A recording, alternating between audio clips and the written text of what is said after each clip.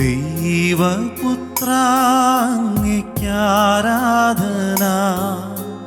യേശുനാഥ അങ്ങേയ്ക്കാരാധന. ദൈവപുത്ര അങ്ങേയ്ക്കാരാധന, യേശുനാഥ അങ്ങേയ്ക്കാരാധന. തിരുസന്നിധിയിൽ ഇന്നു വന്നിടുവാൻ കൃപ നൽകിയതാം അങ്ങേയ്ക്കാരാധന. തിരുസന്നിധിയിൽ ഇന്നു വന്നിടുവാൻ കൃപ നൽകിയതാം അങ്ങേയ്ക്കാരാധന.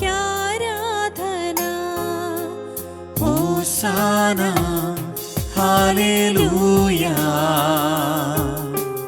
ഹോശാന ഹല്ലേലൂയ, ഹോശാന ഹല്ലേലൂയ,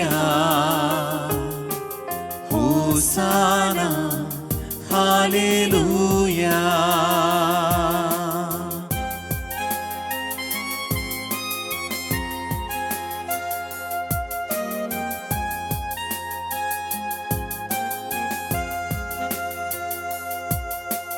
മാലാഖമാർ പാടിടും ആരാധന, വിശുദ്ധന്മാർ വാഴ്ത്തിടും ആരാധന. മാലാഖമാർ പാടിടും ആരാധന, വിശുദ്ധന്മാർ വാഴ്ത്തിടും ആരാധന. എൻ്റെ മാർഗമവൻ, എൻ്റെ സത്യമവൻ, എൻ്റെ എല്ലാം അവൻ, അവൻ ആരാധന.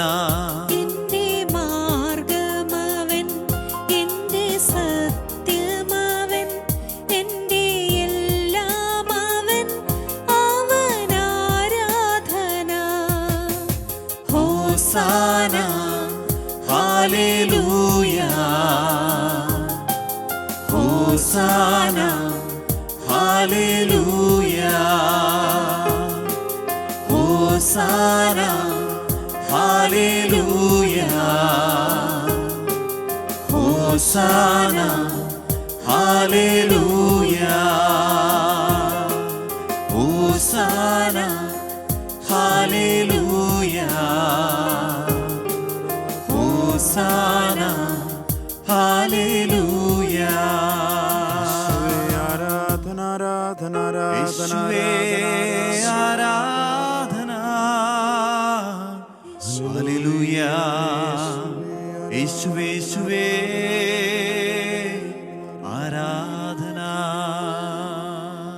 സ്നേഹമുള്ള ദൈവമക്കളെ, നമ്മെ ഏറ്റവും അടുത്തറിയാവുന്ന ഒരു വ്യക്തിയുടെ മുൻപിലാണ് നാം കരങ്ങൾ കൂപ്പി നിമിഷമായിരിക്കുന്നത്. എന്നെ ഏറ്റവും അടുത്തറിയാവുന്നത് എൻ്റെ ദൈവമാണ്. എൻ്റെ ജീവിത പങ്കാളിയോ, എൻ്റെ മകനോ, എൻ്റെ മകളോ, എൻ്റെ കൂടപ്പിറപ്പോ ആരുമല്ല. എൻ്റെ ഹൃദയത്തിൽ ഈ നിമിഷം ഞാൻ ചിന്തിക്കുന്നത് എന്താണെന്ന് അടുത്തറിയാവുന്ന, വ്യക്തമായിട്ടറിയാവുന്ന ദൈവപുത്രൻ്റെ മുൻപിലാണ് നാം. ആ ഒരു ബോധത്തോടും കൂടി ഒരിക്കൽ കൂടി നമുക്കൊന്ന് കരങ്ങൾ കൂപ്പാം. സ്നേഹമുള്ളവരെ, നിങ്ങൾ എവിടെ ആയിരിക്കുന്നുവോ അവിടെ ആയിരുന്നു കൊണ്ട് തന്നെ ഒന്ന് കരങ്ങൾ കൂപ്പിക്കേ. മിഴികളടച്ചേൻ. നിന്റെ ഹൃദയത്തിലുള്ള ഇപ്പോൾ നീ ചിന്തിക്കുന്ന വിചാരം, പ്രാർത്ഥന ദൈവം അറിയുന്നുണ്ടെന്നേ. ആ അറിവ്, നിന്റെ ഉടൽ, ഉണ്മ, നിന്റെ ജീവിതം പരിപൂർണമായിട്ട് ഈശോയ്ക്കൊന്ന് സമർപ്പിച്ച് ഒരിക്കൽ കൂടി നമുക്ക് ആ ഈരടികളൊന്ന് പാടി ആരാധിച്ചാലോ. ദൈവപുത്ര, നിന്നെ ഞങ്ങൾ ആരാധിക്കുന്നു. ദൈവപിതാവേ, ആത്മാവേ, നിന്നെ ഞങ്ങൾ ആരാധിക്കുന്നു. ആത്മാർത്ഥമായിട്ട് ഒരിക്കൽ കൂടി നമ്മൾ ആ ഈരടികൾ പാടി ഒന്ന് ആരാധിച്ച് പ്രാർത്ഥിക്കുകയാണ്.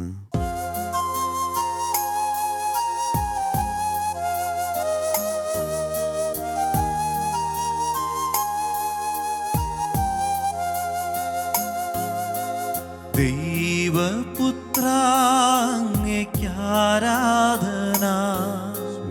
യേശുനാഥ അങ്ങേയ്ക്കാരാധന.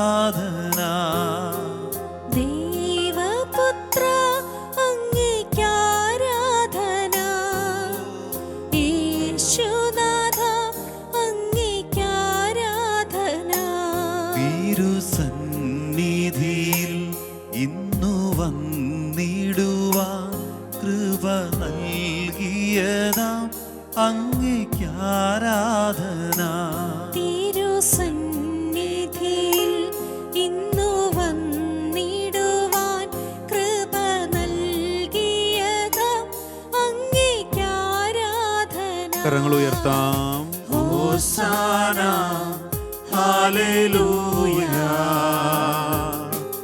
ഹോസാന ഹല്ലേലൂയ, ഹോസാന ഹല്ലേലൂയ, ഹോസാന ഹല്ലേലൂയ, ഹോസാന ഹല്ലേലൂയ, ഹോസാന ഹല്ലേലൂയ, ഹോസാന ഹല്ലേലൂയ, ഹോസാന ഹല്ലേലൂയ. വിളിച്ച് പ്രാർത്ഥിക്കുന്നു. ഹല്ലേലൂയ. യേശുവേ ആരാധന, ആരാധന, ആരാധന. യേശുവേ അങ്ങയുടെ മക്കൾ അങ്ങയെ സ്തുതിക്കുന്നു, ആരാധിക്കുന്നു. യേശുവേ ആരാധന, ആരാധന, ആരാധന, ആരാധന, ആരാധന. ഹല്ലേലൂയ. യേശുവേ ആരാധന, ആരാധന, ആരാധന. യേശുവേ അങ്ങയുടെ നാമത്തിന് മഹത്വം ഉണ്ടാകട്ടെ. ഹല്ലേലൂയ. യേശുവേ ആരാധന, ആരാധന, ആരാധന, ആരാധന. യേശുവേ ആരാധന, ആരാധന, ആരാധന. യേശുവേ ഞങ്ങൾ അങ്ങയെ സ്നേഹിക്കുന്നു, സ്തുതിക്കുന്നു, ആരാധിക്കുന്നു. യേശുവേ യേശുവേ ആരാധന, ആരാധന, ആരാധന, ആരാധന. യേശുവേ ആരാധന, ആരാധന, ആരാധന, ആരാധന. കാരുണ്യമേ ആരാധന, ആരാധന. യേശുവേ അങ്ങയുടെ മക്കൾ അങ്ങയെ സ്നേഹിക്കുന്നു, സ്തുതിക്കുന്നു, ആരാധന, ആരാധന, ആരാധന. യേശുവേ അങ്ങേക്ക് ആരാധന. ശാന്തമാകാം. സ്നേഹമുള്ള മകനെ, മകളെ, ഈ ശുശ്രൂഷയിൽ നമ്മെ നയിക്കുന്നത് ദൈവമാണ്. അവിടുന്ന് വാഗ്ദാനം ചെയ്ത പരിശുദ്ധാത്മാവാണ്. ഈ ശുശ്രൂഷയിൽ നമ്മൾ പങ്കെടുക്കുമ്പോൾ ദൈവത്തിൻ്റെ അരൂപി നമ്മളിൽ വന്ന് നിറയുന്നതിന്, ദൈവം ആഗ്രഹിക്കുന്നത് പോലെ വചനം ഗ്രഹിക്കുവാനും അവ പറയുവാനുമുള്ള കൃപ അയോഗ്യദാസനായ എന്നിലും വന്ന് നിറയട്ടെ എന്നൊരു നിമിഷം എനിക്ക് വേണ്ടി നിങ്ങൾ പ്രാർത്ഥിക്കാമോ? പൗലോസ് അപ്പോസ്തലൻ എഫേസോസിലെ ജനങ്ങളോട് ഇപ്രകാരം പറഞ്ഞ വചനമുണ്ട്. എഫേസോസ് 6:19. ഞാൻ വാതുറക്കുമ്പോൾ വചനം ലഭിക്കുവാനും സുവിശേഷത്തിൻ്റെ പൊരുൾ, അന്തരാർത്ഥം അവ ഗ്രഹിച്ച് സധൈര്യം പ്രഘോഷിക്കുവാനുമുള്ള ദൈവവരപ്രസാദത്തിനും കൃപയ്ക്കും വേണ്ടി മക്കളെ നിങ്ങൾ എനിക്ക് വേണ്ടി പ്രാർത്ഥിക്കുക. ഞാൻ വിശ്വസിക്കുകയാണ് ദൈവമേ, ഈ ശുശ്രൂഷ നടത്തുന്നത്, ഈ ശുശ്രൂഷ നയിക്കുന്നത് ദൈവമേ നീയാണ്. ഈ തിരുവൽത്താരയിൽ കേവലം മിഴികൾ കൊണ്ട് കാണാവുന്ന, കരങ്ങൾ കൊണ്ട് സ്പർശിക്കാവുന്ന ഈ തിരുവോസ്തിയിൽ ദൈവമേ നീ എഴുന്നള്ളിയിരിക്കുന്നുവെന്നുണ്ടെങ്കിൽ നിന്റെ സ്നേഹം എത്രയോ വലുതാണ് ഞങ്ങൾ തിരിച്ചറിയുന്നു. പരിശുദ്ധ പരമ ദിവ്യകാരുണ്യത്തിന് എന്നേരവും ആരാധനയും സ്തുതിയും പുകഴ്ചയും ഉണ്ടായിരിക്കട്ടെ. പരിശുദ്ധ പരമ ദിവ്യകാരുണ്യത്തിന് എന്നേരവും ആരാധനയും സ്തുതിയും പുകഴ്ചയും ഉണ്ടായിരിക്കട്ടെ. നിത്യസ്തുതിക്ക് യോഗ്യമായ പരിശുദ്ധ പരമ ദിവ്യകാരുണ്യത്തിന് എന്നേരവും ആരാധനയും സ്തുതിയും പുകഴ്ചയും ഉണ്ടായിരിക്കട്ടെ. ഈശോയിൽ ഏറ്റവും സ്നേഹമുള്ള ദൈവമക്കളെ, ഈ നവംബർ മാസത്തിൽ എത്രയോ സന്തോഷത്തോടു കൂടിയാണ് നാം ഈ ശുശ്രൂഷയിൽ പങ്കെടുക്കുന്നത്. ഈ ശുശ്രൂഷയിൽ പങ്കെടുക്കുന്ന നിങ്ങളോട് എല്ലാവരോടും ഞാൻ ആദ്യമായിട്ടൊരു ചോദ്യം ചോദിക്കുകയാണ്. ഒരു 5 ദിവസം നീണ്ടു നിൽക്കുന്ന ശുശ്രൂഷകളാണത്. ഇന്നൊരു ചോദ്യം ചോദിച്ചിട്ട് തന്നെ തുടങ്ങുകയാണ്. ഇന്ന് നിന്നെ ഉണർത്തിയത് ദൈവം എന്തിനു വേണ്ടിയിട്ടാണ്? ഒരുപക്ഷെ ഇന്ന് മരിച്ചിരുന്നെങ്കിൽ ഇന്ന് ആഗ്രഹിച്ച ചിലരെങ്കിലും ഉണ്ടാകും. ആശുപത്രി കിടക്കകളിൽ കിടക്കുന്നവരോ, തളർന്നു കിടക്കുന്നവര്, രോഗക്കിടക്കയിൽ ഇങ്ങനെ മരണം കാത്ത് പ്രതീക്ഷിച്ച് പ്രാർത്ഥിക്കുന്നവര്. പക്ഷേ മിഴി തുറന്നപ്പോൾ നിനക്ക് മനസ്സിലായി ഇന്നും നീ ജീവിച്ചിരിക്കുന്നു. സ്നേഹമുള്ള മകനെ, മകളെ, ഇന്ന് ഞാനും നിങ്ങളുമൊക്കെ ജീവിച്ചിരിക്കുന്നുണ്ടെങ്കിൽ അതിന് പിറകിൽ ദൈവത്തിന് ഒരു പദ്ധതിയുണ്ട്. ദൈവത്തിന് നമ്മെക്കുറിച്ചൊരു പദ്ധതിയുണ്ട്, നമ്മെക്കുറിച്ച് വിചാരമുണ്ട്. നമ്മിൽ നിന്ന് ദൈവം എന്തൊക്കെയോ പ്രതീക്ഷിക്കുന്നുണ്ട്. ആ ഒരു ചിന്ത കേന്ദ്രീകരിച്ച് അല്പസമയം നമുക്ക് ധ്യാനിക്കുവാനായി, ഈശോയോടൊപ്പം നമുക്ക് ധ്യാനിക്കുവാനായി നമുക്ക് പരിശ്രമിക്കാം. ഈശോയോടൊപ്പമാണ്. ശിഷ്യന്മാർ എപ്രകാരമാണോ ഈശോയുടെ പ്രബോധനം കേട്ടത്, ശിഷ്യന്മാർ എപ്രകാരമാണോ ഈശോയുടെ കാൽ കീഴിലിരുന്ന് വചനം കേട്ടത്, മറിയം എപ്രകാരമാണോ കാൽ കീഴിലിരുന്ന് വചനം കേട്ടത്, അതുപോലെ നമ്മൾ സ്നേഹത്തോടെ ഈശോയെ ശ്രവിക്കണം. അങ്ങനെ ശ്രവിക്കുമ്പോൾ ഈശോ പറയുന്ന കാര്യങ്ങൾ നമുക്ക് ഗ്രഹിക്കാനായിട്ട് സാധിക്കും. എന്തിനാ ഈശോ നമ്മെ ഇന്ന് ഉണർത്തിയത്?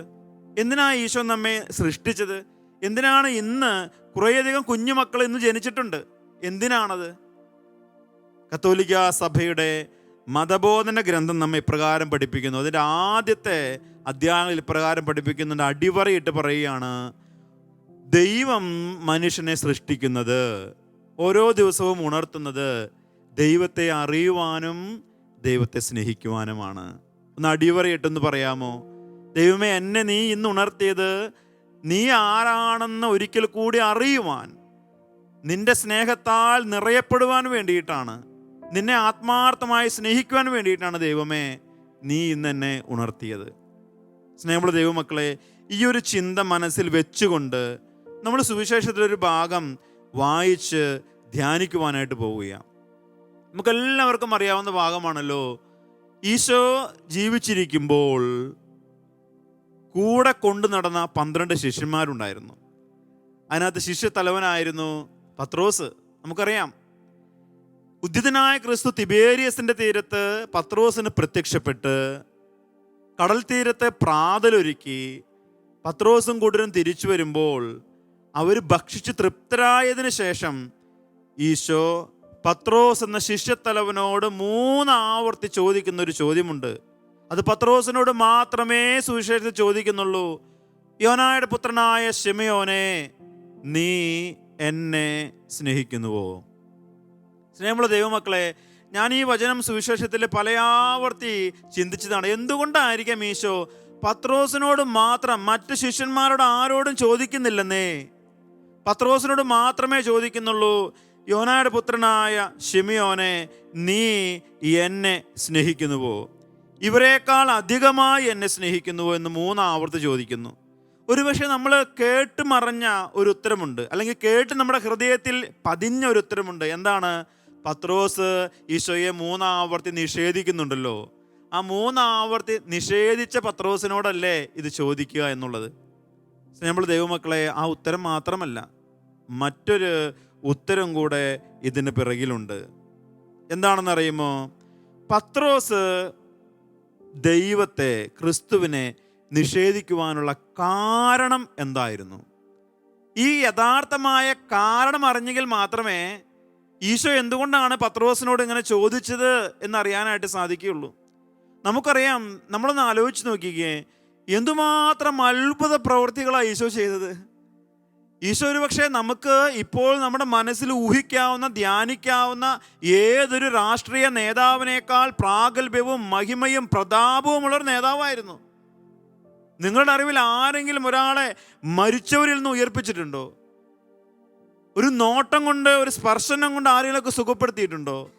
തളർവാദ രോഗി എഴുന്നേറ്റ് നടക്കുക. 38 വർഷമായിട്ട് ബെത്സൈദ കുളക്കടവിൽ കിടന്ന തളർവാദ രോഗി, തളർന്ന ഒരു മാംസപിണ്ഡം കണക്ക് കിടന്നവനൊക്കെ എഴുന്നേറ്റ് നടക്കുകയാ.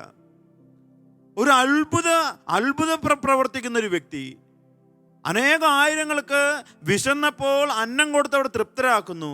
ഇങ്ങനെ ഒരു വ്യക്തിയെ ഏറ്റവും അടുത്തനുകരിച്ച വ്യക്തി, അങ്ങനെ ഒരു വ്യക്തിയുടെ ശിഷ്യൻ, ആ ശിഷ്യ സമൂഹത്തിലെ തലവൻ, അവനായിരുന്നു പത്രോസ്. പക്ഷെ ഒരു സുപ്രഭാതത്തിൽ എല്ലാം ഇതാ ചീട്ടുകൊട്ടാരം പോലെ തകർന്നടിയുക. ഒരു കൊട്ടാരം, ഒരു സിംഹാസനമൊക്കെ എനിക്കും കിട്ടും എന്ന് പ്രതീക്ഷിച്ച് നടന്ന പത്രോസ് തിരിച്ചറിയുകയാണ്, ഇതാ ഗുരുവും നാഥനുമായ യേശുവിനെ അവർ ബന്ധിച്ചു. ഗുരുവും നാഥനുമായ യേശുവിനെ അവർ ബന്ധിച്ചു. ബന്ധിക്കുക മാത്രമല്ല, അടുത്ത് തന്നെ അവൻ കൊല ചെയ്യപ്പെടും. തീർച്ചയായിട്ടും ക്രിസ്തു മരണപ്പെട്ട് കഴിഞ്ഞു കഴിഞ്ഞാൽ പിന്നീട് അവർ പിടിക്കാൻ പോകുന്നത് ക്രിസ്തുവിനോടൊപ്പം ആരൊക്കെ സഞ്ചരിച്ചോ അവരെയൊക്കെ പിടിച്ച് വധിക്കുമെന്ന് പത്രോസിന് ഉറപ്പായിരുന്നു. ഈ ഒരു ഉറപ്പിലാണ് പത്രോസ് നിഷേധിക്കുന്നത്. എന്താണ്? നീ അവനെ അറിയുമോ എന്ന് ചോദിച്ചപ്പോൾ പത്രോസ് പറയുന്ന ഭാഗമുണ്ടല്ലോ, ഇല്ല, ഞാൻ അവനെ അറിയില്ല, ഞാൻ അക്കൂട്ടത്തിലുള്ളതല്ല. സ്നേഹമുള്ള ദൈവമക്കളെ, പത്രോസ് ദൈവത്തെക്കാൾ ഉപരിയായി തൻ്റെ പ്രാണനെ സ്നേഹിച്ചു, തൻ്റെ ജീവനെ സ്നേഹിച്ചു. ഈശോയോടൊപ്പം മരണപ്പെടുവാനായിട്ട് ഉള്ള വിളിയാണ് തൻ്റേതെന്നുള്ള ആ ബോധ്യം പത്രോസ് ഒരു നിമിഷം മറന്നു കളയുക. അതുകൊണ്ടാണ് സ്നേഹമുള്ളവരെ പത്രോസ് ഈശോയെ അറിയില്ലെന്ന് പറയുന്നത്.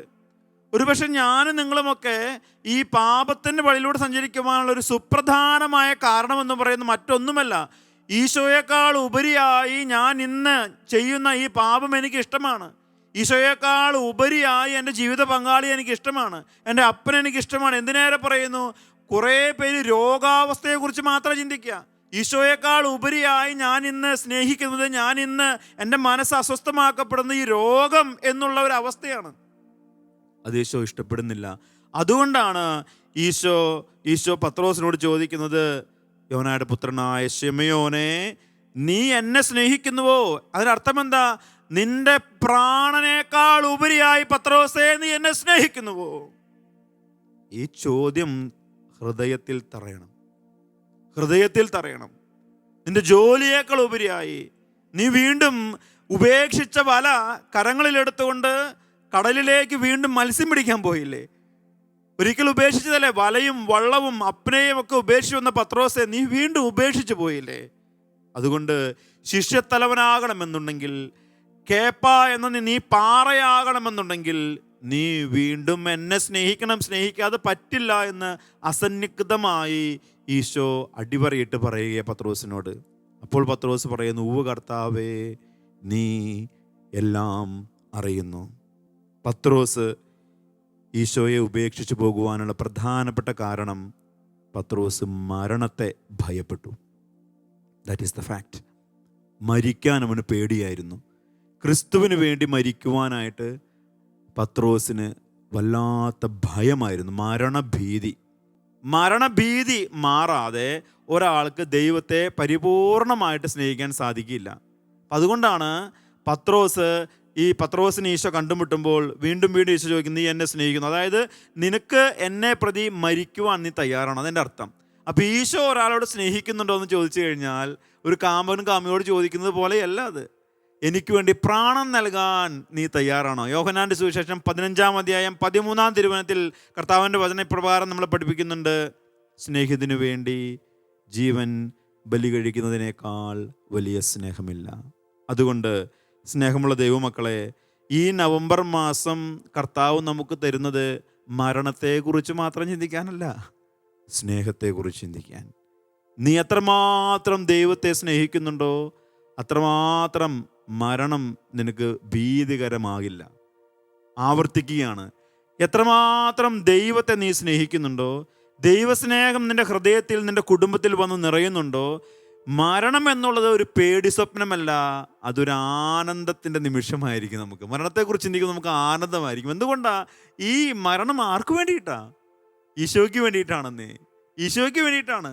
ഈശോ എന്ന് പറയുന്ന വ്യക്തി ഞാനുമായിട്ട് ഒന്നായി ചേരുന്നത് ഈ മരണത്തിലൂടെയാണ്. ഈ ഒരു ബോധ്യമുണ്ട് എന്നുണ്ടെങ്കിൽ മരണഭയം മാറും. പത്രോസ് പറഞ്ഞതുപോലെ, ഞാൻ നിന്നെ സ്നേഹിക്കുന്നുണ്ട്, ഞാനേ നിന്നെ സ്നേഹിക്കുന്നുള്ളൂ, കർത്താവെ ഞാൻ ആത്മാർത്ഥമായിട്ട് നിന്നെ തുടർന്ന് സ്നേഹിക്കുമെന്ന് നമുക്ക് പറയുവാനായിട്ട് സാധിക്കും. തുടർന്നുള്ള വചനഭാഗം നമ്മൾ വായിക്കുമ്പോൾ നമുക്കറിയുവാനായിട്ട് സാധിക്കും. സ്നേഹമുള്ള ദൈവമക്കളെ, പത്രോസിനോട് ഈശോ പിന്നീട് പറയുന്ന വചനം, ഇത് ഒന്ന് ആത്മാർത്ഥമായിട്ട് ശ്രദ്ധിച്ച് വായിക്കേണ്ട ഒരു കാര്യമാണ്. സത്യം സത്യമായി പത്രോസേ, ഞാൻ നിന്നോട് പറയുന്നു, നീ ചെറുപ്പമായിരുന്നപ്പോൾ സ്വയം അരമുറക്കി നിനക്ക് ഇഷ്ടമുള്ളിടത്തേക്ക് പോയി. എന്നാൽ പ്രായമാകുമ്പോൾ നീ നിന്റെ കൈകൾ നീട്ടുകയും മറ്റൊരുവൻ നിന്റെ അരമുറുക്കുകയും നീ ആഗ്രഹിക്കാത്ത ഇടത്തേക്ക് നിന്നെ കൊണ്ടുപോവുകയും ചെയ്യും. ഈ വചനം നമുക്ക് നമ്മുടേതായ രീതിയിലൊന്ന് ധ്യാനിച്ചാലോ? പ്രായമാകുന്നത് എപ്പോഴാണ്? ഒരു വ്യക്തിക്ക് പ്രായമാകുന്നത് ക്രിസ്തുവിനെ അറിയുമ്പോഴാണ്. ഈശോയെ അറിഞ്ഞാൽ ആ വ്യക്തിക്ക് പ്രായമായി. ഇന്ന് നീ ഈശോയെ അറിഞ്ഞിട്ടില്ല എന്നുണ്ടെങ്കിൽ ഫിസിക്കലി ഒരു 60-50 വയസ്സ് നിനക്ക് കാര്യമാണ്. പക്ഷേ ഈശോയെ അറിഞ്ഞിട്ടില്ലെങ്കിൽ ആത്മാവിൽ നിനക്ക് പ്രായമായിട്ടില്ല. ഇപ്പം പത്രോസിൻ്റെ രണ്ടാമത് ദൈവവിളി എന്ന് പറയുന്നത് തിബേരിയസിൻ്റെ തീരത്താണ്. തിബേരിയസിന്റെ തീരത്ത് നിന്ന് പത്രോസിനെ ഈശോ വിളിച്ചുകൊണ്ട് പറയുകയാണ്, പത്രോസ് ഇപ്പം നിനക്ക് പ്രായമായി, ഇത്രയും കാലം നിനക്ക് ഇഷ്ടമുള്ളിടത്തേക്ക് നീ പോയി, നിനക്ക് ഇഷ്ടമുള്ളിടത്ത് ഉള്ളപ്പോൾ നീ വലയെറിയാൻ പോയി, മത്സ്യം പിടിക്കാൻ പോയി, ഇഷ്ടമുള്ളിടത്തേക്ക് പോയി. പക്ഷേ ഇനി മുതൽ പത്രോസേ, നീ നിനക്ക് ഇഷ്ടമില്ലാത്തിടത്തേക്ക് പോകും. അതിന് ഞാനാകുന്ന ക്രിസ്തു നിന്റെ കരം പിടിക്കും. തയ്യാറാണോ?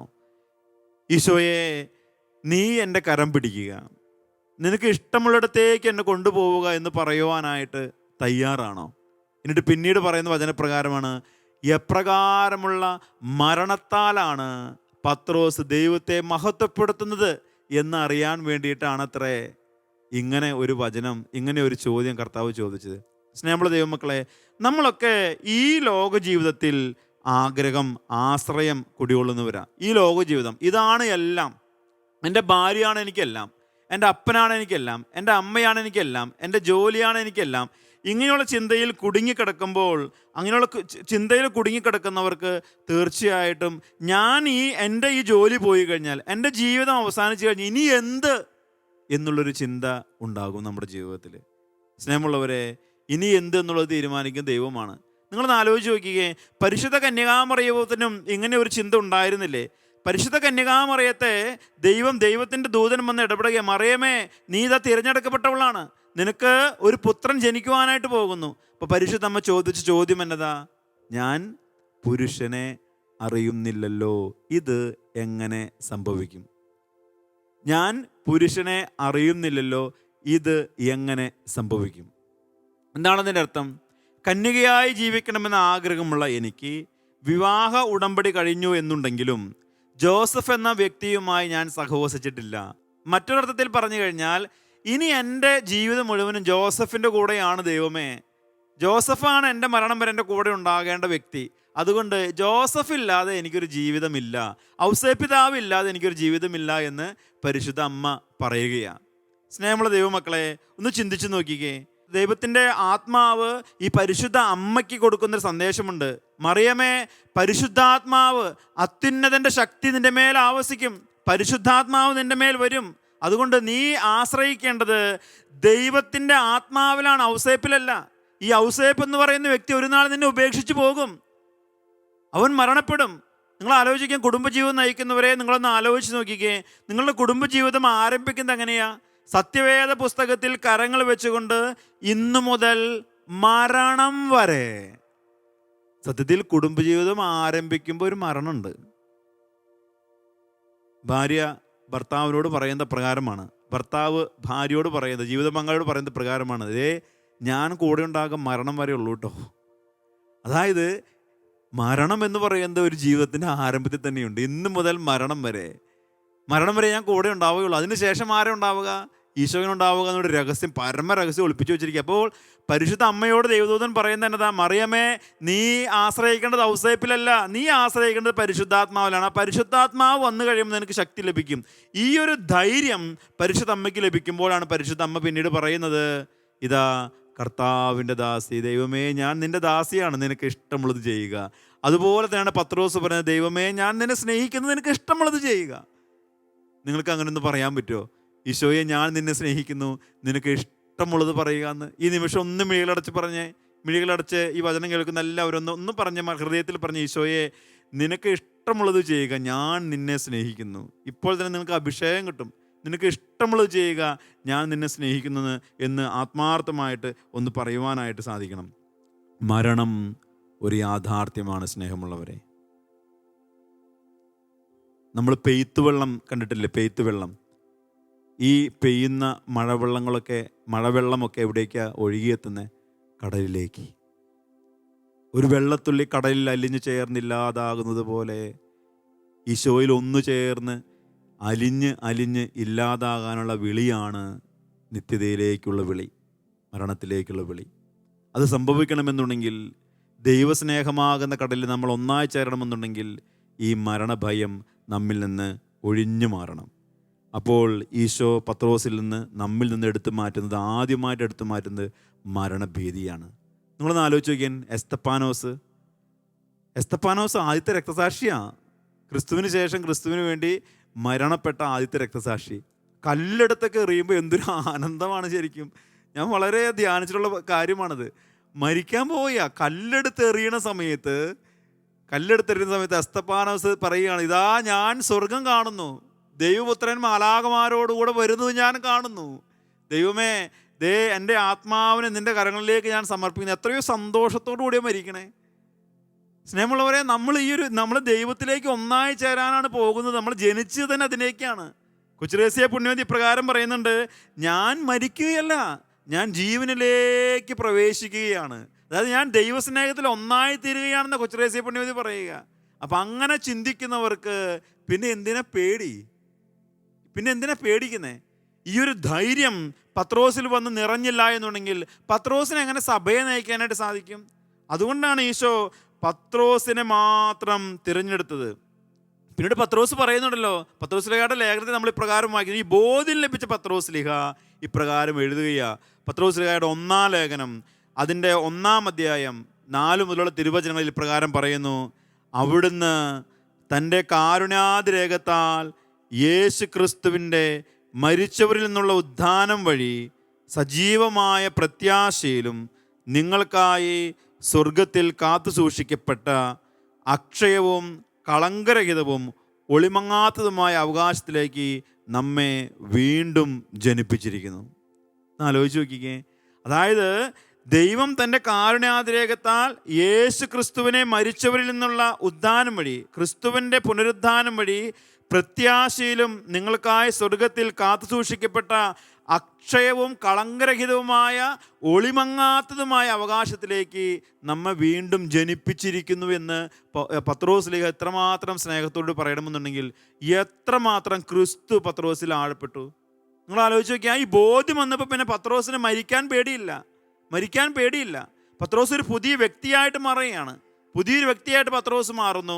പത്രോസിന് നിഴൽ പതിക്കുമ്പോൾ വരെ ആളുകൾ സുഖപ്പെടുന്നു. പത്രോസ് ആ മുടന്തനോട് പറയുകയാണ്, സ്വർണമോ വെള്ളിയോ ഞങ്ങളുടെ പക്കലില്ല, കർത്താവായ യേശു ക്രിസ്തുവിന്റെ നാമത്തിൽ നീ എഴുന്നേറ്റ് നടക്കുക. കാരാഗൃഹത്തിൽ അടയ്ക്കപ്പെടുമ്പോൾ പത്രോസിന് ഭയമില്ല. അവൻ കരഘോഷത്തോടെ അവിടെ പാടി സ്തുതിച്ചു എന്ന് അപ്പസ്തല പ്രവർത്തനങ്ങൾ പറയണേ. അപ്പോൾ ജീവിതത്തിൻ്റെ ഏതവസ്ഥയിലും സ്നേഹമുള്ള ദൈവമക്കളെ, എൻ്റെ ദൈവവിളി സ്നേഹമാണ് എന്ന് വിശുദ്ധ കൊച്ചുരേസ്യ പുണ്യത പറഞ്ഞതുപോലെ പത്രോസിൻ്റെ ദൈവവിളി, എൻ്റെയും നിങ്ങളുടെയും ദൈവവിളി ദൈവസ്നേഹമാണ് എന്ന് അടിവരയിട്ട് ആർക്കൊക്കെ ഹൃദയത്തിൽ പറയുവാൻ സാധിക്കുന്നു, ആ നിമിഷം മരണഭയം ജീവിതത്തിൽ നിന്ന് വിട്ടുമാറും. എന്നെ ദൈവം വിളിച്ചിരിക്കുന്നത് ദൈവത്തെ സ്നേഹിക്കാനാണ്. എത്ര വയസ്സ് വരെ ജീവിച്ചു എന്നുള്ളതിലല്ല പ്രാധാന്യം, എങ്ങനെ ജീവിച്ചു എന്നുള്ളതാണ് പ്രാധാന്യം. എത്ര വയസ്സ് വരെ, 60-70 വയസ്സായിട്ട് ഇതുവരെ ഈശോയെ അറിയാൻ സാധിച്ചില്ല എന്നുണ്ടെങ്കിൽ സ്നേഹമുള്ള ദൈവമക്കളെ, ചങ്കുപൊട്ടി കരയണ്ടേ? ഇതുവരെ ഇത്ര നാൾ ഞാൻ എൻ്റെതായ രീതിയിൽ ജീവിച്ചു, എനിക്ക് ഈശോ എന്ന് പറഞ്ഞ വ്യക്തിയെ അറിയില്ല, ആ ദൈവസ്നേഹം എന്താണെന്ന് ഞാൻ അനുഭവിച്ചറിഞ്ഞിട്ടില്ല. അതല്ലേ ഏറ്റവും വലിയ അധപതനം എന്ന് പറയുന്നത്.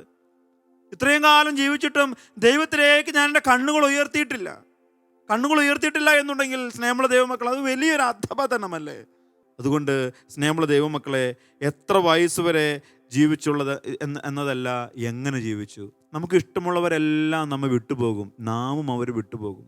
അതൊരു യാഥാർത്ഥ്യമാണ്. ഇന്നല്ലെങ്കിൽ നാളെ ഞാനും നിങ്ങളുമൊക്കെ ഈ ഭൂമി ഉപേക്ഷിച്ച് പോകേണ്ടവനാണ്.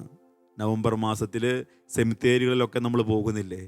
ഈ സെമിത്തേരിയിലേക്ക്, നമ്മളെ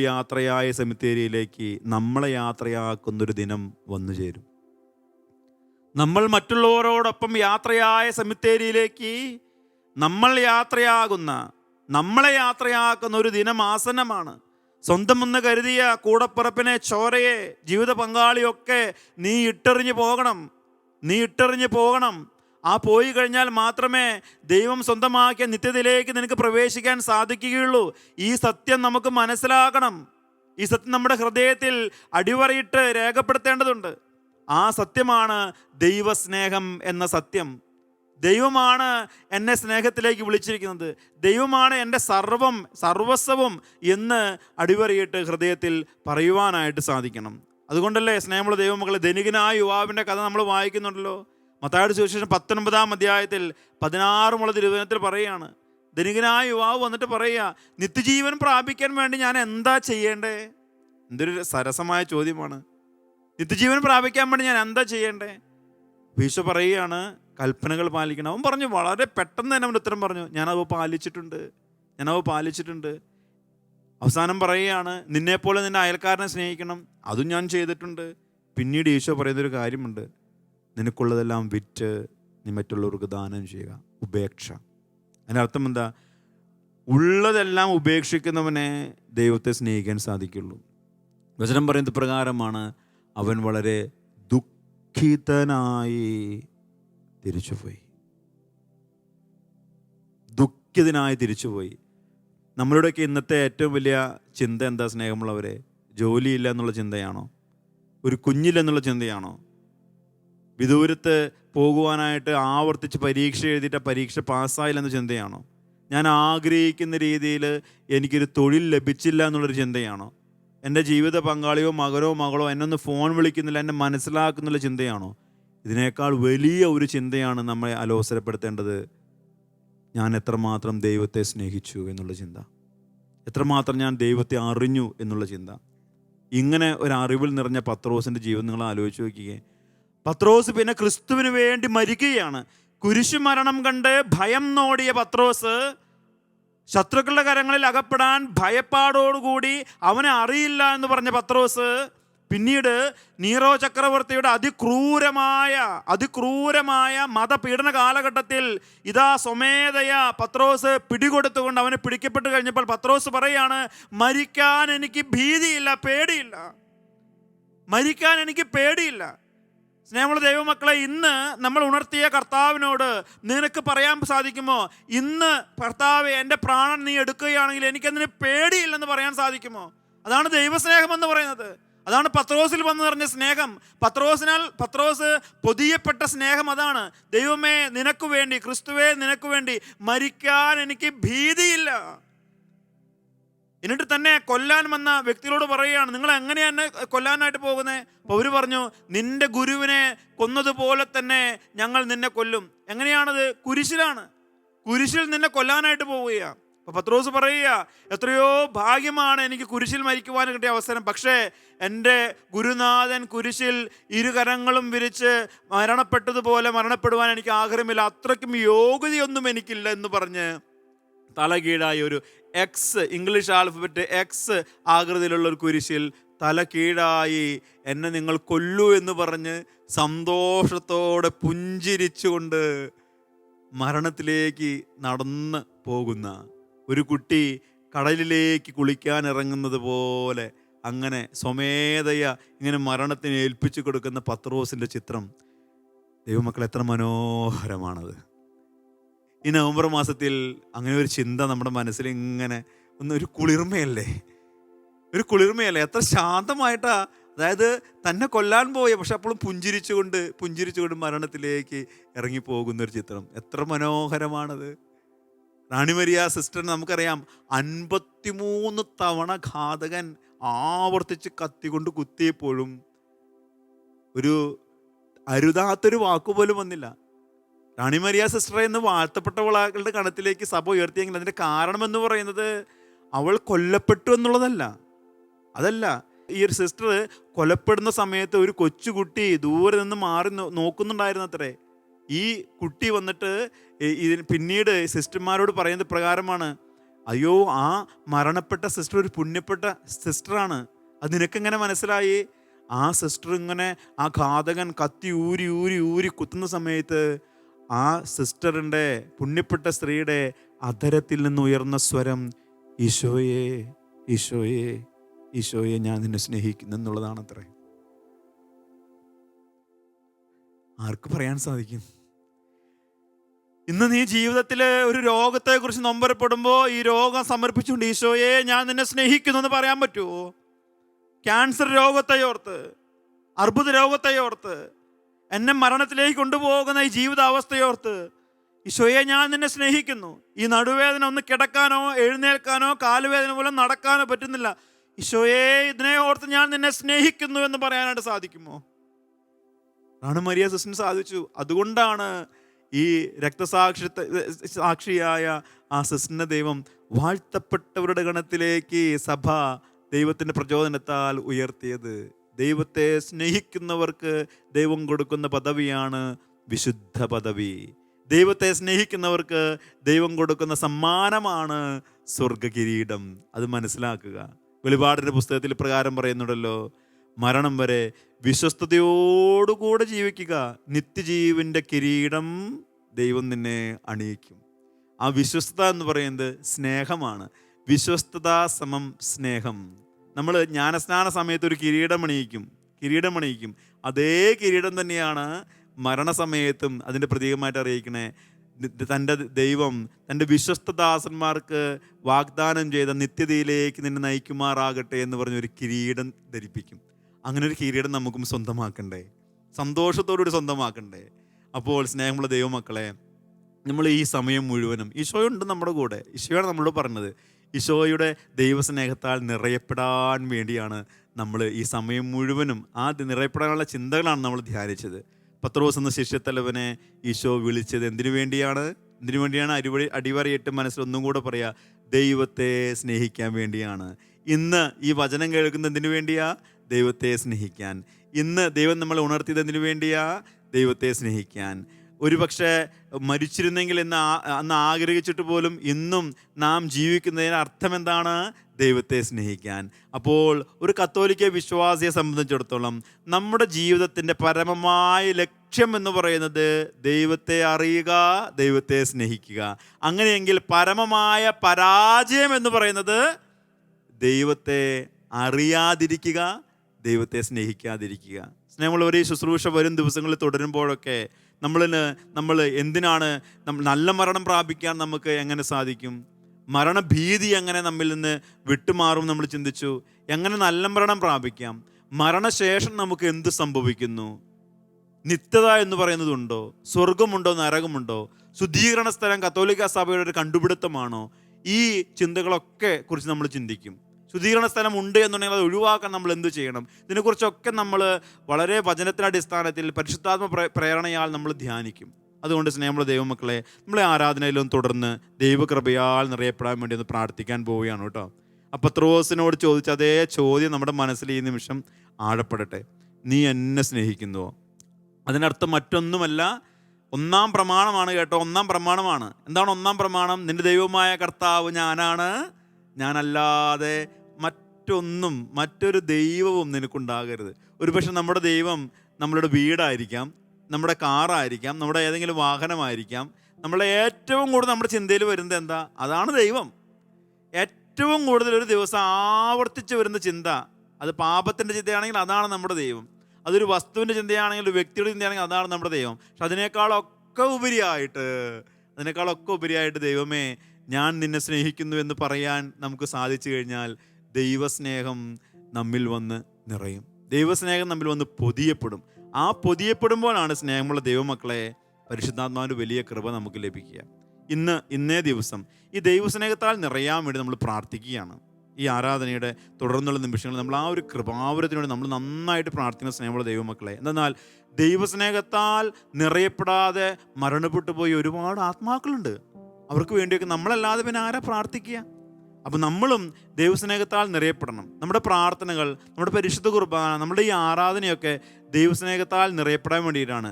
ദൈവം തൻ്റെ വിശുദ്ധരെ തൻ്റെ സ്നേഹത്താൽ നിറയ്ക്കുകയാണ്. കുച്ചുറേസിയെ പുണ്യോദയെ നിറച്ചു, അൽഫോൻസാമയെ നിറച്ചു, റാണി മരിയ സിസ്റ്ററിനെ നിറച്ചു, ഇങ്ങനെ എസ്തപ്പാനോസിനെ നിറച്ചു, പത്രോസിനെ നിറച്ചു, സ്ലീഹന്മാരെ നിറച്ചു. ഇവരൊക്കെ ദൈവസ്നേഹത്താൽ നിറയപ്പെട്ട് കഴിയുമ്പോൾ പിന്നെ മരണഭയം വിട്ടുമാറി. അവർ എവിടെയും സുവിശേഷം പ്രഘോഷിക്കുന്നവരായി, സുവിശേഷത്തിന് വേണ്ടി മരിക്കാൻ തയ്യാറായി. മരണത്തിലൂടെയാണ് ഒരു വ്യക്തി ദൈവത്തെ മഹത്വപ്പെടുത്തുക. പത്രോസിനോട് പറഞ്ഞില്ലേ, പത്രോസെ, മരണത്തിലൂടെയാണ് നീ എന്നെ മഹത്വപ്പെടുത്തേണ്ടത്. ഏത് ജീവിതമാണ് നമ്മെ മരണത്തിലേക്ക് നയിക്കുന്നത്? പാപകരമായ ജീവിതമാണ് മരണത്തിലേക്ക് നയിക്കുന്നത് എന്നുണ്ടെങ്കിൽ ആ മരണത്തിലൂടെ നമുക്ക് ദൈവത്തെ മഹത്വപ്പെടുത്താൻ സാധിക്കുകയില്ല. അടിവരയിടുകയാണ്, പാപകരമായ ജീവിതത്തിലൂടെയാണ് നമ്മൾ മരണത്തിലേക്ക് പ്രവേശിക്കുന്നത് എന്നുണ്ടെങ്കിൽ ആ മരണത്തിലൂടെ നമുക്ക് ദൈവത്തെ മഹത്വപ്പെടുത്താൻ സാധിക്കുകയില്ല. പുണ്യപ്രവർത്തികൾ ചെയ്തിട്ടുള്ള ജീവിതമാണ് നമ്മൾ ദൈവത്തിലേക്ക് നയിക്കുന്നത് എന്നുണ്ടെങ്കിൽ, ദൈവസ്നേഹത്താൽ നിറയപ്പെട്ടൊരു ജീവിതമാണ് നമ്മൾ ദൈവത്തിലേക്ക് നയിക്കപ്പെടുന്നുണ്ടെങ്കിൽ, സ്നേഹമുള്ള ദൈവമക്കളെ, ദൈവനാമത്തിന് മഹത്വം ഉണ്ടാകും. നമുക്കൊന്ന് കരങ്ങൾ കൂപ്പാം. ദൈവസ്നേഹത്താൽ നിറയാൻ വേണ്ടി ദൈവം മറ്റെന്തിനേക്കാളും ഈശോയെ ഞാൻ നിന്നെ സ്നേഹിക്കുന്നു എന്ന് ആത്മാർത്ഥമായിട്ട് പറയുകയല്ല.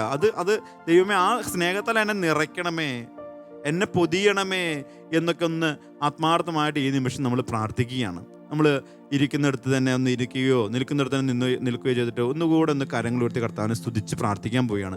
ദൈവസ്നേഹത്തിനെതിരായിട്ട് നിൽക്കുന്ന പൈശാചിക്തരുടെ ബന്ധനങ്ങളെയൊക്കെ ഈ നിമിഷം ബന്ധിച്ച് പ്രാർത്ഥിക്കാൻ പോവുകയാണ്. ഇപ്പോൾ ദൈവസ്നേഹം ഒന്ന് നിറയും. സ്നേഹമുള്ള ദൈവമക്കൾ, ആശുപത്രിയിൽ കിടക്കുന്നവർ, രോഗപീഠകളിൽ വലയുന്നവർ, ഒരുപക്ഷെ ദൈവം ഞാൻ മരിക്കുമോ എന്നുള്ള ഭയത്തോടു കൂടി കഴിയുന്നവരിലൊക്കെ ഈ ദൈവസ്നേഹം ഒന്ന് നിറഞ്ഞു കഴിയുമ്പോൾ ദൈവവും അവരും ഒന്നാകുന്നു. ഒരു ജലത്തുള്ളി കടലിൽ ചേരുന്നത് പോലെ, കടലിനോട് ഒന്നായി ചേരുന്ന പുഴ പോലെ അവൻ ദൈവത്തിൽ അലിഞ്ഞില്ലാതാകും. കൊച്ചുരഹസ്യ പുണ്യത് പറഞ്ഞതുപോലെ, ഞാൻ ദൈവത്തിൽ അലിയുന്നതാണ് എൻ്റെ മരണം എന്ന് പറഞ്ഞതുപോലെ ദൈവത്തോട് അലിഞ്ഞില്ലാതാകുവാനായിട്ടുള്ള ഒരു വലിയ കൃപ നമുക്ക് ഏവർക്കും ലഭിക്കണം, എല്ലാവർക്കും ലഭിക്കണം. ഈ വചനം പ്രഘോഷിക്കുന്ന എന്നിലും വന്ന് നിറയണം. ദൈവത്തെ പ്രതി, ദൈവത്തെ സ്നേഹിച്ചുകൊണ്ട് മരിക്കാനുള്ള വലിയ കൃപ എന്നിലും ഈ ശ്രവിച്ചുകൊണ്ട് നിങ്ങൾ എല്ലാവരും ഒന്ന് നിറയാൻ വേണ്ടി ഒന്ന് കരങ്ങൾ സ്തുതിച്ച് പ്രാർത്ഥിച്ചേൻ. ഹല്ലേലൂയ, യേശുവേ ആരാധന, ആരാധന, ആരാധന, ആരാധന.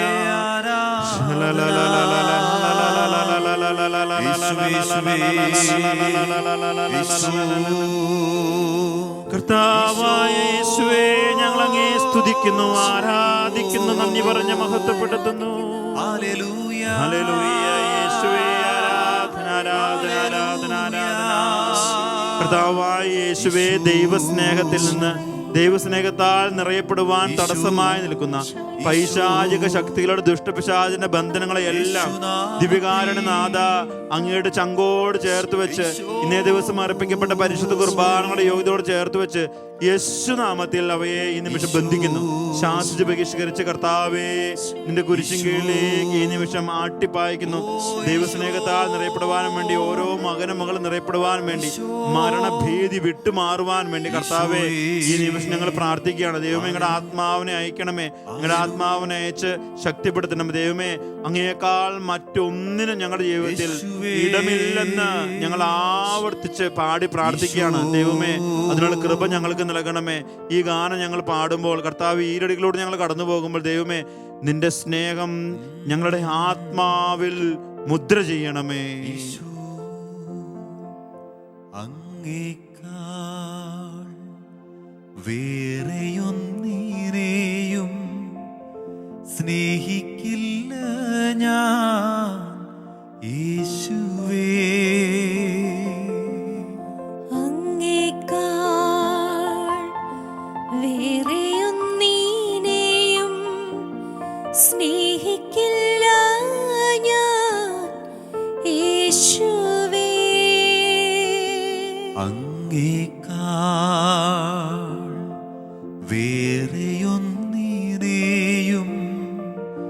സ്നേഹിക്കില്ല ഞാൻ യേശുവേ. അങ്ങേക്കാൾ വേറെയൊന്നിനെയും സ്നേഹിക്കില്ല ഞാൻ യേശുവേ. ആരാധന, ആരാധന, ആരാധന, ആരാധന. ആരാധന, ആരാധന, ആരാധന,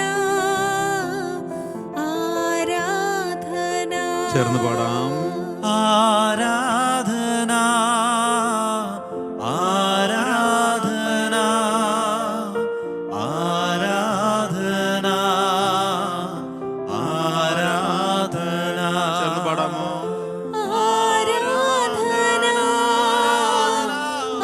ആരാധന, ആരാധന, ആരാധന.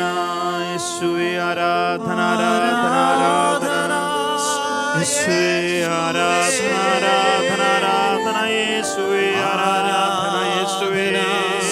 യേശുവേ, അങ്ങയുടെ മക്കൾ അങ്ങയെ ആരാധിക്കുന്നു, സ്തുതിക്കുന്നു, അങ്ങയുടെ നാമത്തെ മഹത്വപ്പെടുത്തുന്നു. ഹല്ലേലൂയ. യേശുവേ ആരാധന ആരാധന ആരാധിക്കുന്നു. യേശുവേ ആരാധന ആരാധന ആരാധന ആരാധന ആരാധന ആരാധന യേശുവേ അങ്ങയുടെ നാമത്തിന് മഹത്വം ഉണ്ടാകട്ടെ. യേശുവേ ആരാധന ആരാധന ആരാധന ആരാധന യേശുനാമത്തിന്റെ ശക്തി നിറയട്ടെ. യേശുനാമത്തിന്റെ ശക്തിയാൽ ദൈവമക്കൾ അനുഗ്രഹിക്കപ്പെടട്ടെ. ദിവ്യകാരുണ്യത്തിന്റെ ശക്തിയാൽ കിടപ്പുരോഗികൾ അനുഗ്രഹിക്കപ്പെടട്ടെ.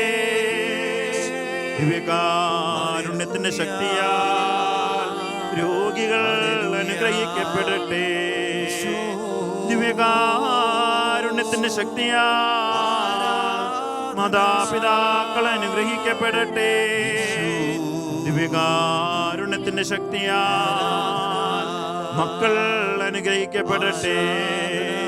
ദിവ്യകാരുണ്യത്തിന്റെ ശക്തിയാൽ യുവതി യുവാക്കൾ അനുഗ്രഹിക്കപ്പെടട്ടെ. ദിവ്യകാരുണ്യത്തിന്റെ ശക്തിയാൽ മരണഭീതി വിട്ടുമാറട്ടെ. ദിവ്യകാരുണ്യത്തിന്റെ ശക്തിയാൽ ദൈവസ്നേഹത്താൽ നിറയപ്പെടട്ടെ. ഹല്ലേലൂയ. യേശുവേ ആരാധന ആരാധന യേശുവേ ആരാധന ആരാധന ആരാധന ഹല്ലേലൂയ. യേശുവേ ആരാധന ആരാധന ആരാധന ആരാധന. സ്നേഹമുള്ള മകനെ മകളെ, നമ്മുടെ ഭവനങ്ങളിൽ ആരെങ്കിലും രോഗാവസ്ഥയിൽ കഴിയുന്നുണ്ട് എന്നുണ്ടെങ്കിൽ വിട്ടുകൊടുക്കാൻ തയ്യാറല്ല. എത്ര നാളായി കിടപ്പ്? എപ്പോഴും ഈ രോഗത്തെക്കുറിച്ച് കണ്ണീരോടെ കരയുന്നവരുണ്ടെങ്കിൽ സ്നേഹമുള്ള മകനെ മകളെ, ഈ നിമിഷം ദിവ്യകാരുണ്യനാഥന് അവരൊന്ന് സമർപ്പിച്ചേൻ. ഈ ശുശ്രൂഷയിൽ പങ്കെടുക്കുന്ന രോഗികൾ ആരെങ്കിലും ഉണ്ട് എന്നുണ്ടെങ്കിൽ മകനെ മകളെ ഒന്ന് ദൈവസ്നേഹത്താൽ നിറയപ്പെടാൻ വേണ്ടി ഒന്ന് പ്രാർത്ഥിക്കാമോ? ഈശോയെ, എൻ്റെ ഈ രോഗാവസ്ഥയേക്കാൾ എൻ്റെ ജീവനേക്കാൾ അധികമായി ഈശോയെ പത്രോസ് പറഞ്ഞതുപോലെ ഞാൻ നിന്നെ സ്നേഹിക്കുന്നു എന്ന് പറയാൻ സാധിക്കുമോ? ഈശോ, എന്നെ ജീവൻ, ഈ ലോകം എന്നെ ഇങ്ങനെ പിടിച്ചു വലിക്കുകയാ. എനിക്കിപ്പോഴും ജീവിച്ച് കൊതി തീർന്നിട്ടില്ല. അതിനേക്കാൾ ഉപരി ഈശോയെ, നിന്നെ പുൽകുവാൻ കിട്ടുന്ന ഈ അവസരം പാഴാക്കാതെ ഉപയോഗിക്കാൻ ഈശോയെ എനിക്ക് ആ ഒരു വിടുതൽ നൽകി അനുഗ്രഹിക്കണമേ. നിന്നെ ആത്മാർത്ഥമായി സ്നേഹിക്കാനുള്ള കൃപ നൽകി അനുഗ്രഹിക്കണമേ. സ്നേഹമുള്ള മകനെ മകളെ, ആ കൃപ വന്ന് നിറഞ്ഞു കഴിയുമ്പോൾ നമുക്ക് വലിയ ഒരു വിടുതൽ ലഭിക്കും.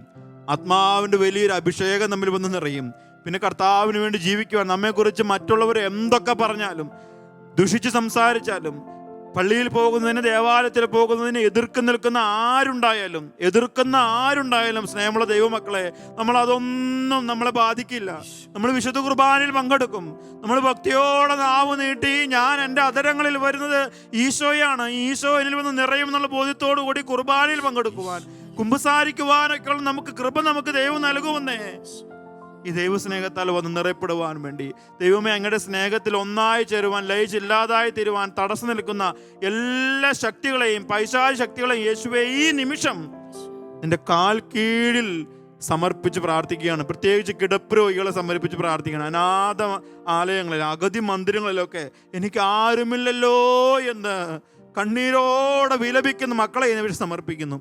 വിദൂരത്ത് ജോലിക്കും പഠിക്കുവാനൊക്കെ പോയിട്ട് ഒറ്റപ്പെട്ട് കഴിയുന്ന മക്കള്, ഒരു പ്രത്യേക സാഹചര്യത്തിൽ കൂട്ടുകാരാൽ ഉപേക്ഷിക്കപ്പെട്ട് ഒറ്റപ്പെടലിലൂടെ കടന്നു പോകുന്നവര്, ജീവിത പങ്കാളിൽ ഉപേക്ഷിക്കപ്പെട്ട് ഞാൻ തനിച്ചാണ് എന്ന് കരുതി ദുഃഖിച്ചിരിക്കുന്നവര്, സ്നേഹമുള്ള മകനെ മകളെ, ഈ നിമിഷം ഈശോ പറയുകയാണ്, നീ മരണത്തിന്റെ നിഴൽ വീണ താഴവിലൂടെ കടന്നു പോയാലും ഞാൻ നിന്റെ കൂടെ ഉണ്ടെങ്കിൽ നീ ഭയപ്പെടേണ്ട. ഞാനാണ് നിന്നെ സ്നേഹിക്കുന്ന ദൈവം, ഞാൻ നിന്റെ കൂടെയുണ്ട് എന്ന് ഈശോ പറയുകയാണ്. നിന്നെ അധികമായി ഞാൻ നിന്നെ സ്നേഹിക്കുന്നു, അതുപോലെ നിനക്ക് എന്നെ ഒന്ന് സ്നേഹിക്കാനായിട്ട് പറ്റുമോ? ഈ ഒറ്റപ്പെടലും ഏകാന്തയും കുരിശിലെ ക്രിസ്തുവിനും ഉണ്ടായിരുന്നു. ആരുമില്ലെന്ന് കരുതിയ നിമിഷത്തൊക്കെ പരിശുദ്ധ അമ്മ കുരിശിന് കീഴിൽ ചേർന്ന് നിന്നു. ആകാശം ഇതാ ഇരുണ്ടു മൂടി, ദേവാലയത്തിന്റെ ശിരശീല നടുവെ പിളർന്നു പോയി, പാറകൾ പൊട്ടിക്കപ്പെട്ടു, ഭൂകമ്പമുണ്ടായി. എന്നിട്ടും പരിശുദ്ധ അമ്മ ഈശോയുടെ സ്നേഹത്തിൽ ഒന്നു ചേർന്ന് ആ കുരിശിങ്കീഴ് നിന്നതുപോലെ സ്നേഹമുള്ള മകനെ, മകളെ, നിനക്ക് ഒന്ന് ഈശോയോട് ചേർന്ന് നിൽക്കാമോ? ഈശോയെ, ഈ ഒരു അവസ്ഥയിൽ, ജീവിതത്തിൻ്റെ ഈ ഒറ്റപ്പെട്ട അവസ്ഥയിൽ, ഈ രോഗാവസ്ഥയിൽ, എനിക്ക് ആരുമില്ല എന്നുള്ളൊരു ഭീതികരമായ ഒരു അവസ്ഥയിൽ, എനിക്ക് വിട്ടുകൊടുക്കാൻ പറ്റാത്തൊരു അവസ്ഥയിൽ, ഈശോയെ, ഞാൻ നിന്നോട് ചേർന്ന് നിൽക്കുന്നു, നിന്നെ ഞാൻ സ്നേഹിക്കുന്നു എന്ന് ആത്മാർത്ഥമായിട്ടൊന്ന് പറഞ്ഞ് പ്രാർത്ഥിച്ച മക്കളെ, നമ്മൾ അലോസരപ്പെടുന്ന എല്ലാ ചിന്തകളും, ഏത് ചിന്തയാകട്ടെ, യേശു നാമത്തിൽ അതിപ്പോൾ ഈ നിമിഷം എടുത്തു മാറ്റപ്പെടുകയാണ്. ഞാൻ ഒറ്റയ്ക്കല്ല, എൻ്റെ ഈശോ എൻ്റെ കൂടെയുണ്ട്.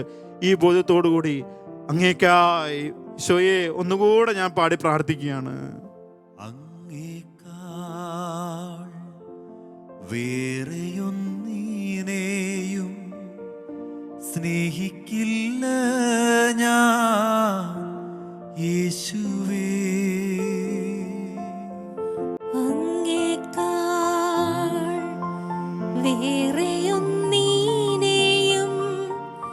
സ്നേഹിക്കില്ല ഞാൻ യേശുവേ. ഒന്ന് മാപ്പ് പറഞ്ഞ് പ്രാർത്ഥിക്കാൻ നമുക്ക്. ദൈവമേ, നിന്നേക്കാൾ അധികമായി പണത്തെ സ്നേഹിച്ചതിനെ ഓർത്ത്, ജോലിയെ സ്നേഹിച്ചതിനെ ഓർത്ത്, ദൈവമേ, നിനക്ക് പ്രാമുഖ്യം തരാതെ ഞായറാഴ്ച കുർബാനയൊക്കെ എത്രയോ ഞാൻ നഷ്ടപ്പെടുത്തിയിരിക്കുന്നു. വിശുദ്ധ ബലിയിൽ പങ്കെടുക്കാൻ ലഭിച്ച എത്രയോ അവസരങ്ങൾ ഈശോയെ ഞാൻ പാഴാക്കി. ഇന്ന് കുടുംബ പ്രാർത്ഥന ചെല്ലണ്ട എന്ന് പറഞ്ഞ് ദൈവമേ, നിനക്ക് ഒന്നാം സ്ഥാനം നൽകാതെ കിടന്നുറങ്ങിയ നിമിഷങ്ങൾ, ദിവസങ്ങളെ ഓർത്ത് കണ്ണീരോടെ ഞാൻ മാപ്പപേക്ഷിക്കുന്നു. ദൈവമേ, 103-ാം സങ്കീർത്തനം 15-ാം വചനത്തിൽ പറയുന്നുണ്ടല്ലോ, മനുഷ്യജീവിതം പുൽക്കൊടിക്ക് തുല്യമാണ്, അത് പ്രഭാതത്തിൽ വിരിയുന്ന പുഷ്പം പോലെയാണ്, ചുടുകാറ്റടിക്കുമ്പോൾ അത് വാടിപ്പോകും, നിന്നിരുന്ന സ്ഥലം പോലും പിന്നെ അതിനെ ഓർക്കുകയില്ല. ദൈവമേ, എൻ്റെ ജീവിതം നിനക്ക് വേണ്ടിയാണ് ഞാൻ തിരിച്ചറിയുന്നു. എൻ്റെ ജീവിതം നിനക്ക് വേണ്ടിയാണ്. നിനക്കൊന്നാം സ്ഥാനം നൽകാതെ മറ്റെന്തിൻ്റെയൊക്കെ പിന്നാലെ ഞാൻ പോയിട്ടുണ്ടോ? ഈശോയെ, ഞാനിത് കണ്ണീരോടെ മാപ്പപേക്ഷിച്ച് പ്രാർത്ഥിക്കുകയാണ്. എൻ്റെ കണ്ണീർ കണങ്ങൾ, സ്നേഹമുള്ള മകനെ, മകളെ, കർത്താവ് നമ്മുടെ കണ്ണീർ കണങ്ങൾ കുപ്പിയിൽ ശേഖരിച്ച്, നമുക്കറിയാമല്ലോ, ഒരു തുള്ളി വെള്ളം വീഞ്ഞിൽ കലർത്തപ്പെടുന്ന എൻ്റെ ജീവനാണ്, എൻ്റെ കണ്ണീരാണത്. അതുപോലെ കർത്താവ് നെഞ്ചേറ്റും അത്. കണ്ണീരോടെ ഒന്ന് പ്രാർത്ഥിച്ചാൻ ഒരിക്കൽ കൂടി നമ്മൾ അഭിഷേകത്തിൽ നിറയുവാൻ വേണ്ടി പ്രാർത്ഥിക്കുകയാണ്. നമ്മൾ സമാപന ആശീർവാദത്തിന് വേണ്ടി ഒരുങ്ങുന്ന ഈ നിമിഷത്തിൽ നമ്മൾ സാധിക്കുന്നവരെല്ലാവരും നിങ്ങളായിരിക്കുന്ന അവസ്ഥയിൽ ഒന്ന് മുട്ടുകുത്തുക, അല്ലെങ്കിൽ കരങ്ങൾ കൂപ്പുക. നമ്മൾ ആരുടെ മുമ്പിലല്ല, കർത്താവിൻ്റെ മുൻപിലാണ്. സ്നേഹമുള്ള മകനെ, മകളെ, നാളെ നീ ഉണരുമെന്ന് എന്തുറപ്പാണുള്ളത്? മനുഷ്യ ജീവിതം അങ്ങനെയാണ്. ഈ പോകുന്ന വഴിയെ ഒരുപക്ഷെ എൻ്റെ പ്രാണൻ ഞാൻ ദൈവത്തിന് കൊടുക്കുമായിരിക്കാം. ഒരു ഉറപ്പുമില്ലാത്ത ഈ ജീവിതത്തിൽ എനിക്ക് ഉറപ്പേകുന്നവൻ തമ്പുരാനാണ്. ഒരു ഉറപ്പുമില്ലാത്ത ഈ ജീവിതത്തിൽ എനിക്ക് ഉറപ്പേകുന്നവൻ തമ്പുരാനാണ്. പത്രോസിനോട് യേശു ചോദിച്ച അതേ ചോദ്യം, മകനെ, നീ എന്നെ സ്നേഹിക്കുന്നുവോ? ആ കണ്ണീർ കണങ്ങൾ ഖാസയിൽ, പിലാസയിൽ എന്ന പോലെ വൈദികൻ സമർപ്പിക്കുന്ന കുർബാനയപ്പം പോലെ, വീഞ്ഞു പോലെ നമുക്ക് ഈശോയ്ക്ക് സമർപ്പിച്ചു. ഒരിക്കൽ കൂടി സ്നേഹമുള്ള മകനെ, മകളെ, ഒരിക്കൽ കൂടി നമുക്ക് ആ വരികളുടെ അർത്ഥം മനസ്സിലാക്കി ഒരിക്കൽ കൂടി എല്ലാവരും ഒന്ന് ഏറ്റുചൊല്ലി പാടി പ്രാർത്ഥിക്കണം. അങ്ങേക്കാൾ വേറെയൊന്നിനെയും സ്നേഹിക്കില്ല ഞാൻ യേശുവേ. ആഗ്രഹിച്ച് പാടിക്കേ മകളെ, മകനെ. അങ്ങേക്കാൾ വേറെയൊന്നിനെയും സ്നേഹിക്കില്ല ഞാൻ യേശുവേ. അങ്ങേക്കാൾ വേറെയൊന്നിനെയും സ്നേഹിക്കില്ല ഞാൻ യേശുവേ. അങ്ങേക്കാൾ വേറെയൊന്നിനെയും സ്നേഹിക്കില്ല ഞാൻ യേശുവേ.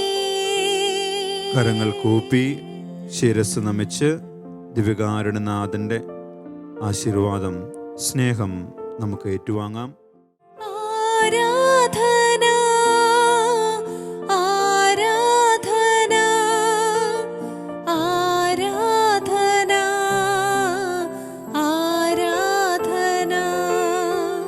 ആരാധന